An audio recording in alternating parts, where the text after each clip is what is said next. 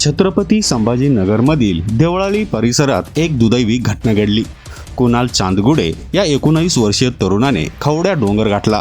कुणाल दूध घेण्याच्या विचाराने तिथे गेल्याची माहिती मिळताच त्याचे आईवडील तातडीने घटनास्थळी धावून गेले।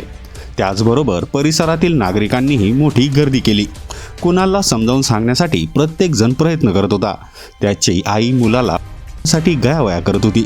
लेकराला वाचवण्यासाठी तिची सुरू असलेली तळमळ पाहून उपस्थितांच्या डोळ्यातही पाणी आले।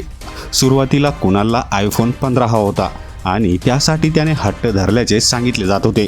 त्यानंतर वडिलांनी पैशाची जुळवाजुळव करून त्याला हप्त्यावर फोन घेऊन दिला। मात्र या फोनचे हप्ते फेडण्यावरून वडील आणि मुलामध्ये वाद सुरू असल्याची चर्चा होती। मात्र आता या संपूर्ण प्रकरणात धक्कादायक माहिती समोर आली आहे। कुणालने हे पाऊल आयफोनसाठी उचलले नव्हते, असा मोठा खुलासा त्याच्या काकांनी केला आहे। कुणालच्या काकाच्या म्हणण्यानुसार घरातील आईवडिलांमधील किरकोळ वादामुळे कुणाल त्रस्त होता।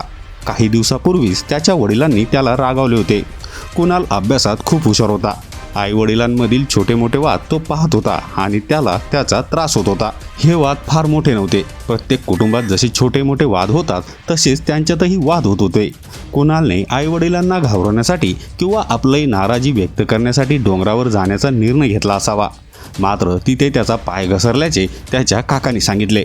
कुणालच्या काकांनी पुढे सांगितले की त्याचे वडील चालक म्हणून काम करत होते, मात्र त्यांच्याकडे मोठी शेती होती।